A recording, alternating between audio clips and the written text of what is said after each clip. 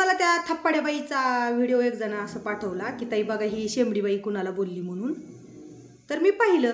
आता प्रत्येकाला स्वतःचं मत मांडण्याचा अधिकार असतो आणि त्या बाईचं म्हणणं काय की मी जरांगे पाटलांविषयी काही बोलले तरी बाकीच्याली काय करायचंय का? जरांगे पाटलांविषयी काही बोलली तरी तुला कुणी काही नाही बोलायचं. मग फक्त तुझ्याविषयी जरांगे पाटलांनाच बोलायचं म्हणजे तुला TRP मिळणार, प्रसिद्धी मिळणार. पण जरांगे पाटील तुझं नावावर साधं थुकत पण नाहीत कधी आणि ह्याचा राग तुला जास्त आहे. आणि मग जरांगे पाटलांना बोललं म्हणून आम्ही जर जे जरांगे पाटील सत्य आहेत ही आम्ही सांगण्याचा प्रयत्न केला की ही बाई जरांगे पाटलांवर नको ती उगाच खोटारडे अफवा पसरती भुकती म्हणून, तर ते आमचं कर्तव्य आहे ना. कारण आम्ही मानतो जरांगे पाटलाला, आम्ही जरांगे पाटलाला आमचं समजतोय, आमच्या कैवारी समजतोय, आम्ही कुठेतरी त्यांना मानतो. मग जर आपल्या माणसाला कोण वाईट बोलायला तर आपण बोलतोयच की बाबा ही बाई बोलती ती चुकीचं बोलती पसरवती. आम्ही तुला शिवीगाळ नाही केलेली आणि आम्ही म्हणजे मला बाकीचं तू कोणत्या मंचाचे वगैरे नावं घेतले बाकीच्या बायकांच्या नावं घेऊन बोलली त्याच्याशी माझा तर काहीच कुठपर्यंत संबंध नाही. तुला पण माहिती आहे कारण गच्ची प्रकरण ती तेव्हापासून तुमच्या मैत्र्या होत्या तेव्हापासून तुला माहिती आहे मी ह्या कुठल्याच गोष्टीत काही नव्हते. मग त्या बायकांचं तू जरांगे पाटलांचा ग्रुप म्हणून नाव जोडलं की जरांगे पाटलांपासून आहे. ज्या वेळेला ती प्रकरण झालं त्यावेळेला तर जरांगे पाटील ह्याला उपोषणाला पण बसलेले नव्हते तरी पण तू ह्याच्या जरांगे पाटलांचं नाव घेते. म्हणजे तुला फक्त एकच सिद्ध करायचं असते की जरांगे पाटील कसे चुकीचे आहेत, जरांगे पाटलांना कसं बदनाम करायचं. फक्त तू हीच बघायलेली छेत हिथं लांब लांबपर्यंत कुठं जरांगे पाटलांचा संबंध नाही. आणि त्या मंचातल्या जर 1-2 बायका कोण असतील चाहत्या जरांगे पाटलांच्या किंवा समर्थक असतील किंवा जसं जरांगे पाटलांचे विचार मला पटतात तसं त्या बायकांना पटत असतील म्हणून ठेवत असतील स्टेटस, काहीच प्रॉब्लेम नाही. पण त्या बायकांचं चालू असताना ती कोण कुठून आली शेंबडीबाई ही गरजच नाही ना. तू स्वतः तर भुंकून भुंकून सांगते प्रत्येकाला स्वतःचं मत मांडण्याचा अधिकार आहे. मग फक्त तुलाच मत मांडण्याचा अधिकार आहे का?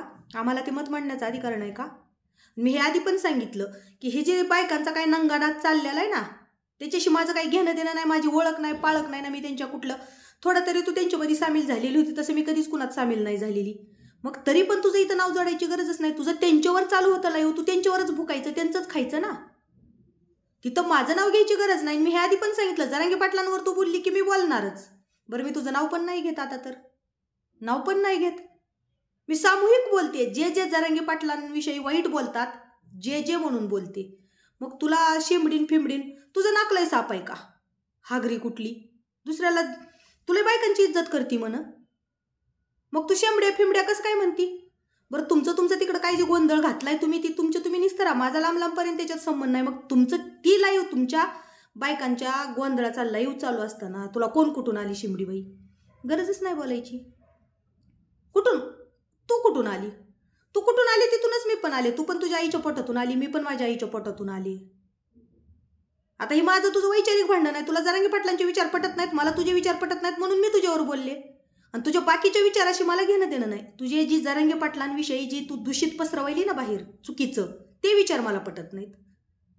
जसं तुला वाटतं ना की जरांगे पाटील चुकीचे आहेत म्हणून तू त्यांच्यावर बोलती. मग आधी कसं असतं जगाला ज्ञान सांगायच्या आधी आपण स्वतः किती सभ्य आहे बघायचं.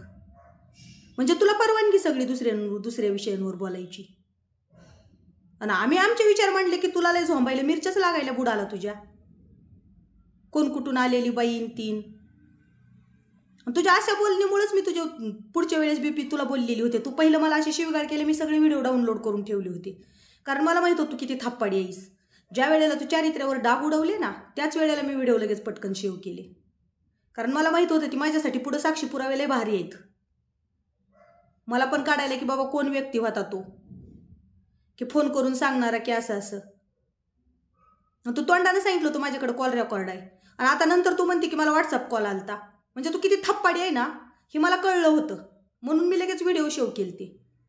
आणि व्हॉट्सअप कॉल आलता म्हणून सांगायच्या आधी तू व्हिडिओ डिलीट केलास. मग व्हिडिओ डिलीट करण्याचं कारण काय होतं? आणि तू एकतर व्हिडिओ डिलीट केला आणि पोरून खोटं समाजाला सांगते की मला व्हॉट्सअप कॉल आलता. व्हॉट्सअप कॉल रेकॉर्डिंगच होत नाही. तू पहिले व्हिडिओ म्हणली होती की कॉल रेकॉर्ड आहे माझ्याकडे, तो व्यक्ती म्हणला की वाजवू नका.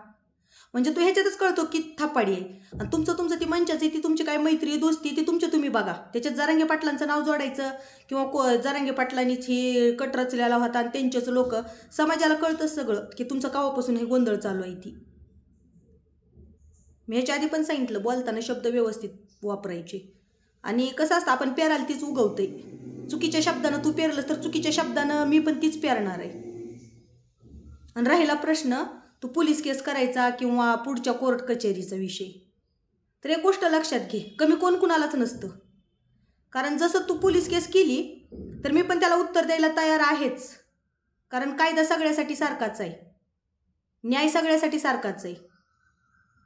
त्याच्यामुळं तू काही वेळा तर म्हणली हिच्या डोक्यावर कुणाचा हात नाही ना, कुणाचा आधार नाही ना, कुठल्या पक्षाची नाही ना, कुठल्या ह्याची नाही.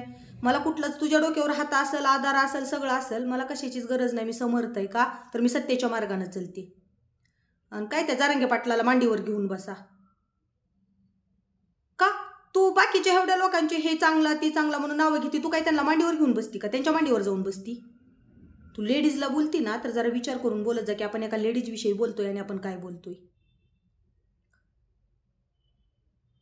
जसं तुला विचार त्यांचे पटत नाहीत पाटलांचे, तसं आम्हाला तुझे पटत नाहीत, आम्ही बोलणार. आणि तुझे वैयक्तिक विचार मांड, तुझे पर्सनल विचार मांड. त्याच्यात जर आम्ही बोललो तर मग पुन्हा आम्हाला बोल की बाबा मी माझं पर्सनल बोलले, तुम्ही कशाला मध्ये बोलताय. पण तू एका चांगल्या व्यक्तिमत्वाच्या, एका संघर्ष योद्धा, एक जनकल्याण करणाऱ्या व्यक्तीविषयी जर तू बोलायली, चुकीचं पसरवायली, तर तुला ही समाजातले काही लोक उत्तर देणारच, ज्यांना तुझं पटत नाही ती. मग तुला मिरच्या लागायची गरज नाही. तुला कावर बोलली म्हणलं तर तुझ्यावर लोक बोललेस, तुला का झोमतंय? आपण सोशल मीडियावर काय करतो याचं भान दे आपल्याला पाहिजे. आणि तुझं जसं स्पष्ट मत आहे तसं आमचं पण स्पष्ट मत आहे, आणि ती मांडण्याचा अधिकार आम्हाला पण आहे, जसं तुला आहे तसा. आणि मी तुझं नाव फिव घ्यायचं सोडलं होतं. जरांगे पाटलांविषयी जे विरोध बोलतात लोक, त्यांच्याविषयीच मी बोलत होते आत्तापर्यंत. आणि मी फक्त उत्तरच देते, फक्त उत्तरं देत होते. ह्याच्यात तुला कोण कुठली आली काय आली एवढं तर बोलायची गरज नाही. कोण कुठली आली म्हणजे सगळ्याला स्वतःचं मत मांडण्याचा अधिकार असतो. आणि आपण जेव्हा सोशल मीडियावर मत मांडतो त्यावेळेला पुढून प्रतिकार येणारच. त्याच्यासाठी ना खंबीर असणं पण गरजेचं असतं.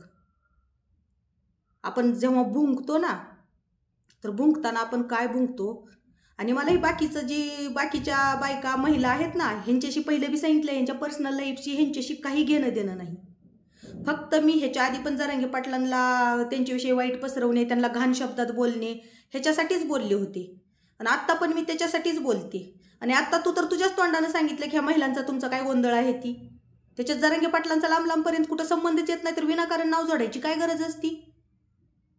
मग ह्याच्या आधी आपल्यालाच कळलं पाहिजे की आपण बोलताना काय बोलतोय. विचार करून